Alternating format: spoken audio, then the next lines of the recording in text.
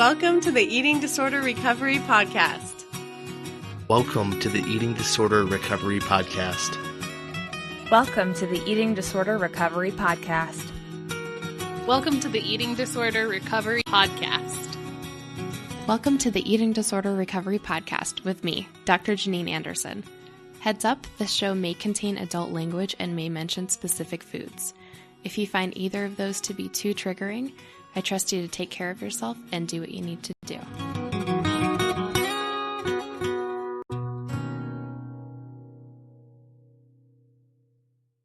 Hello, friends. It's great to be with you again. I want to start this episode with a couple of announcements before we dive into today's topic of the eating disorder vicious cycle. So first, I want to say that I love hearing from you all. Please continue to write to the podcast at eatingdisorderrecoverypodcast.com. I have so much fun connecting with you all on social media, but if you want to write me, please email the show. Emailing helps me keep all the correspondence organized and in one place and make sure that I read each of your messages, that none of them get missed. Sometimes messages get lost or filtered out on Facebook or Twitter, and then I don't see them. Okay. On the last episode of the podcast, I asked you all to write me with your questions, your stories of where you are in recovery, how you knew you wanted to commit to recovery, and what being recovered is like. I also promised that I would facilitate a conversation between you all as a community. So if you're just getting started out in your recovery journey and you want to ask a question to someone who's more recovered, I'll share that better for you. When you write me, you can sign your email using your real name, or you can write anonymously, or you can use a pseudonym. I don't really care what you do. And then finally, I want to remind everyone of the hashtag reasons to recover, and that's 2 spelled out T-O. I'd love to see this all over social media. I think it's so important to keep the big picture in mind while you're doing the hard work of recovery. And I just want to hear what your reasons for recovery are. I have a couple of episodes that are coming up soon as well. So if you're listening in the future, today is April 17th, 2016. A couple episodes that are coming up are, first, I'm going to do a Q&A show with me. So if you would like to write me with any questions you have about the recovery process, about eating disorders, about how to support someone in recovery, or if you're just curious about my story, any of those things are fine to ask questions about. So I'm putting those together. I've also posted about that on social media. But again, it's most helpful if you just email the show, which is podcast@eatingdisorderrecoverypodcast.com. And I will compile those and we'll do a Q&A show.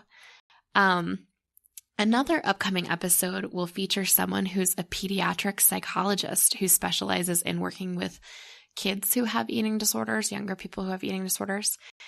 So if you have questions for her, and I bet a lot of our parents out there do especially, please email the show. That'll be recorded pretty soon, probably within the next 2 weeks. So if you have a question you want to ask her, she's a pediatric psychologist, get those questions to me sooner rather than later. And then lastly, my dear friend, Kate, the show's dietitian, is coming on again. And right now we're tentatively planning on doing a show about hunger, all about hunger.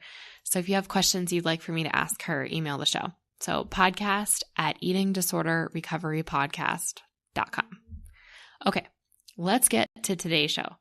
Today, we're going to talk about the eating disorder vicious cycle. So if you've ever dealt with an eating disorder, you know that it can definitely feel like you are trapped in a vicious cycle, that you're repeating the same things over and over again. But good news is that we can increase our understanding of how this vicious cycle works. And once you can recognize it, you can make a choice to change it. So that's the whole idea of Recover Your Perspective, my book. is that there's so much power in knowing things work and recognizing the things that your eating disorder is doing so you can make the choice to do things differently, to do things in a more recovered way. So let's start with first understanding where the eating disorder is coming from.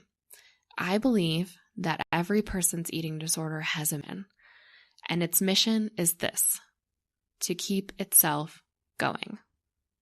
Now, everyone's eating disorder is a little different, and they can serve different functions, and they can serve more than one function, and they can come from different life experiences. So I certainly don't mean to downplay any of that. But to me, essentially, every eating disorder at its core has this common thread. Eating disorders want to keep going. They want to stick around. They want to make sure you're going to keep doing things that keep them alive. So they want to keep you using behaviors because they want to continue to be in your life. Because their main mission is to keep themselves going, they set things up in a way that will keep you stuck using those eating disorder behaviors. And this is the vicious cycle. And there are so many variations, ways that this can happen. But the most basic way of seeing this is to understand how eating disorders use uncomfortable emotions to their advantage. So let's visualize this together. So I want you to picture a diagram of a circle. Maybe you've even seen a diagram of a vicious cycle drawn out before. So picture a circle, and at the bottom of the circle, I want you to write in the words uncomfortable emotions. Got it? Picturing it? Okay. Now draw in your mind an arrow to the top of the circle and write in the words eating disorder behaviors. And I'll make a graphic for this and post it once this episode is converted into a blog post, be a few weeks from now. My blog is found on my website too, eatingdisorderrecoveryblog.com. Okay, so we've got uncomfortable emotions labeled at the bottom of the circle, and now an arrow connecting to the top of the circle where it says eating disorder behaviors. Now let's complete the cycle or the circle by drawing an arrow back down to the bottom of the circle where it says uncomfortable emotions. So here's how I think about it. And again, this is a very basic, simplified explanation. But I mean to minimize any of what you're going through. I just think the core stuff has so much in common for everybody out there who's dealing with this. When we have uncomfortable emotions, our eating disorders rush in and try to spare us the discomfort of those emotions by urging us to instead use eating disorder behaviors. And once we use those eating disorder behaviors, once we've restricted or binged or purged or overexercised, it actually creates more uncomfortable emotions. Thus, it is a vicious cycle. It is a trap. And this is all because the eating disorder just wants to keep itself going. So I'll say it again. We have uncomfortable emotions. Then we use eating disorder behaviors to get rid of those uncomfortable emotions. But then using eating disorder behaviors causes even more uncomfortable emotions because we felt bad about restricting or binging or purging, or we feel numb as a result of using those behaviors, which ironically sets us up to continue to use more behaviors. Just keeps going and going. It's pretty messed up, right? I mean, really effective on the part of your eating disorder. It's not very helpful or sustainable for you. So let's break this down with some examples. And really, because this is a cycle, it can start anywhere, kind of a chicken and egg sort of thing. But we're going to start on the point on the cycle with emotions. So let's do an example with restricting. Imagine that you wake up in the morning and you need to go to your job. You're at your job that you hate or you feel like you're not good enough at, and you begin this day filled with dread and anxiety. And you're thinking about how you'll probably mess things up again, dreading being around other people who think who you think are more skilled than you, maybe more successful than you, etc. So then, since you're already feeling those uncomfortable emotions, anxiety, dread, worry, fear, just feeling even not excited to go to work, the eating disorder says, better restrict today, or better restrict even more than usual since you're no good at your job. You know that restricting totally numbs you out from these feelings. It makes you feel disconnected overall, which might seem like a better option than dread and anxiety. So you do. You restrict throughout the day. You go through work feeling numb, feeling nothing, quiet, disconnected and distant from your own emotional experience, from your work, from your coworkers. And the workday passes by and you go home feeling completely unsatisfied, feeling like it was a waste of a day, like you were just going through a pod person with no connection to your soul. So how do you feel then at the end of this day? Unsatisfied, numb, restless, unhappy. And so what does your eating disorder do? It says, let's restrict some more. Feeling the pain of going through a completely disconnected, numb, checked out day. And here we can see the cycle. Restricting is tricky. For a lot of people, they don't want to give up on restricting because it makes them feel good. Sometimes it makes people feel accomplished. Totally honest, it's a more socially acceptable form of eating disorder behavior since we live in this weird culture that's obsessed with dieting. So people also associate restricting with weight loss. But what people don't see in this vicious cycle is that restricting is an eating disorder behavior. And because of that, it follows the same principle of the eating disorder vicious cycle. It still keeps you stuck. Restricting keeps you stuck in a unique way where it, air quotes, helps people to check out from their uncomfortable emotions. But here's the catch. If you go through day after day, checked out from your life because you're restricting, you're going to feel restless and dissatisfied with your life as a whole. You're going to feel like things are pointless. You're going to wonder why things matter. You're going to feel like you're wasting your time. Each day will feel like the same miserable day as the last. And honestly, you'd be right. You will keep experiencing the same miserable day and again if the restricting continues. And you're going to feel like someone who lived their lives just going through the motions, checked out from all of their emotions, if you continue this restricting and checking out just because these feelings are less comfortable for you. So don't eating disorder trick you into thinking that restricting is some awesome thing, because it's really not. It's still part of the eating disorder vicious cycle. So we're going to do a different example now with some other behaviors. I just wanted to make sure to do one on restricting because I think restricting really glorified by people's eating disorders. And it's harder to see like the negatives of it. So it's other example. Let's talk about the binge purge restricting combo vicious cycle.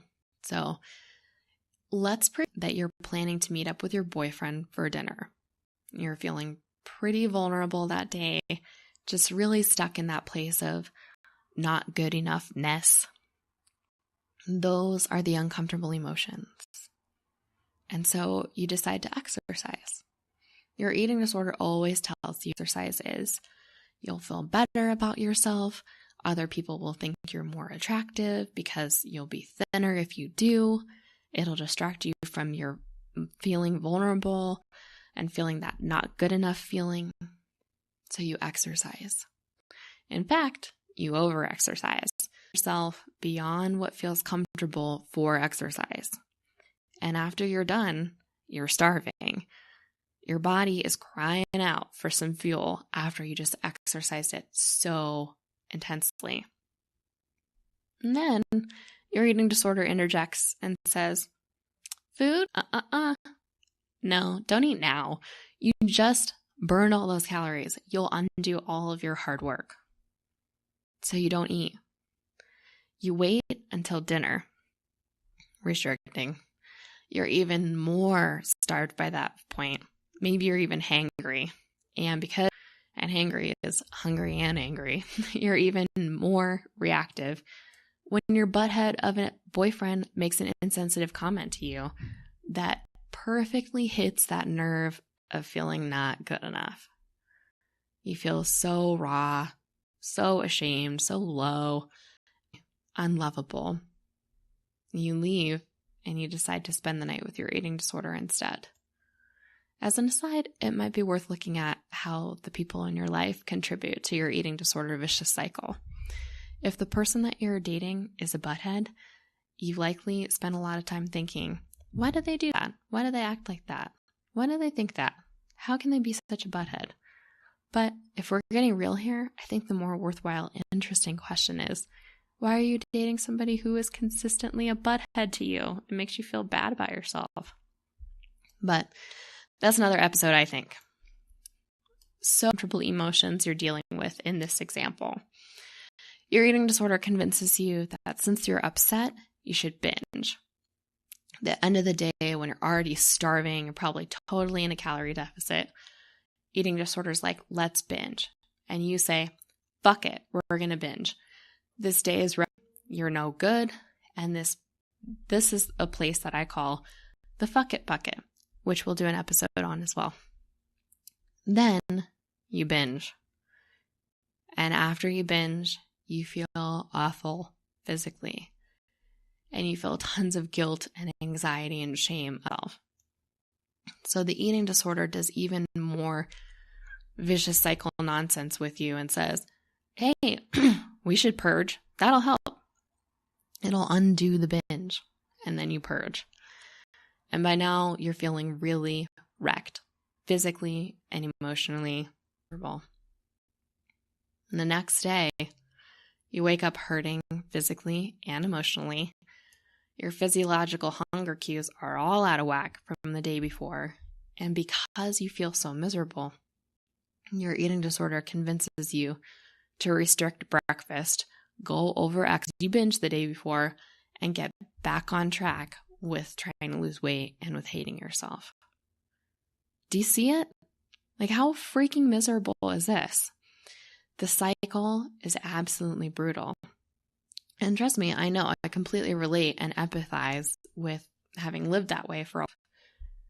Now that you see the eating disorder's mission to keep itself going, and now that you understand the vicious cycle, you have a way to visualize it and examples to go along with it.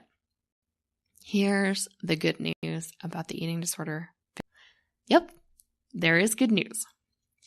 If it's a vicious cycle, it means that you can choose any place to interrupt it. You can start anywhere in the cycle and make recovery-oriented choices. You have so much power because you can start anywhere in the cycle, and it will bring about change. So in our first example, maybe you realize that it really sucks to live every single day like an emotionless zombie because of all of the restricting.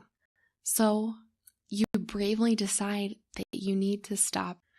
You work with a treatment team to help strategize on how you can learn to nourish yourself more regularly and more completely.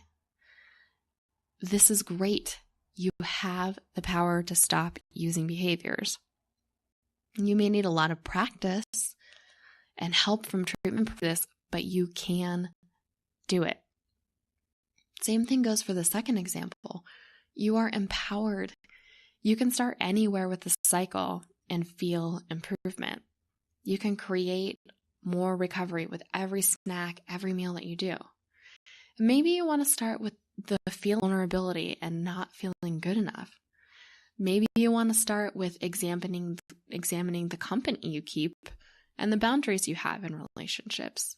Maybe you just want to start with reducing any of the behaviors that we talked about in the example. Maybe you want to reduce the over-exercising or the binging. Great. Any of those are good places to start. Starting anywhere interrupts the cycle. So just pick a point and go from there. Now, since we're getting close to the end of our episode, I want to leave you with one last to think on.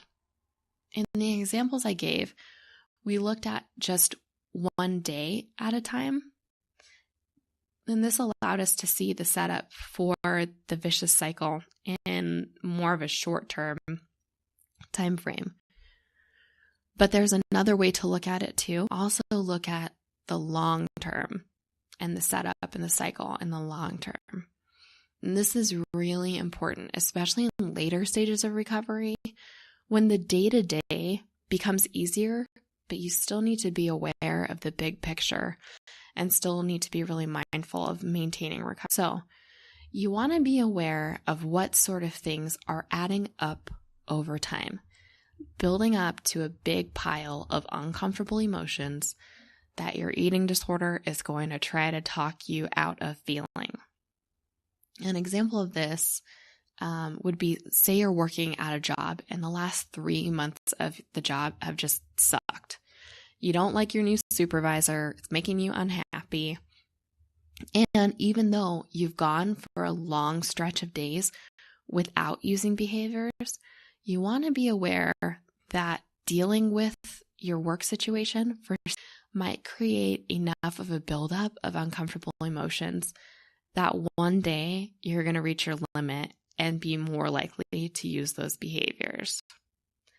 It's also helpful to look at self-care with this long-term view in terms of the setup for the eating disorder.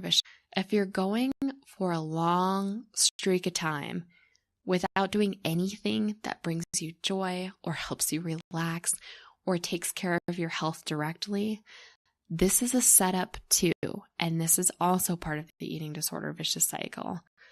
You may not use eating disorder behavior, but going without any self-care day after day is going to make you a lot more vulnerable to that eating disorder vicious cycle for those behaviors starting up again.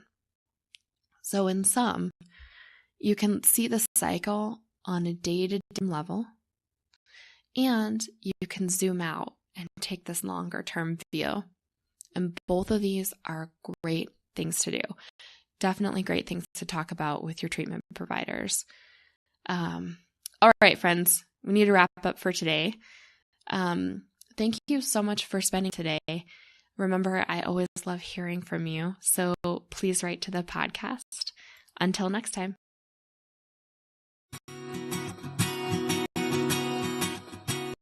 Thanks for joining me for another episode. Let's keep in touch. You can find all the information you need about the podcast at eatingdisordercast.com, including full podcast episodes and links to all of our social media sites. You can join our Facebook group for the podcast by searching Eating Disorder Recovery Podcast on Facebook. This is a closed group for listeners of the podcast looking to connect, share resources, and get involved in a Don't forget to subscribe to the podcast on iTunes, Stitcher, SoundCloud, or YouTube. Please leave us a review and let us know how we're doing. Talk to you next time on the Eating Disorder Recovery Podcast. This podcast is produced by me, Dr. Janine Anderson, and Elise Barbuck.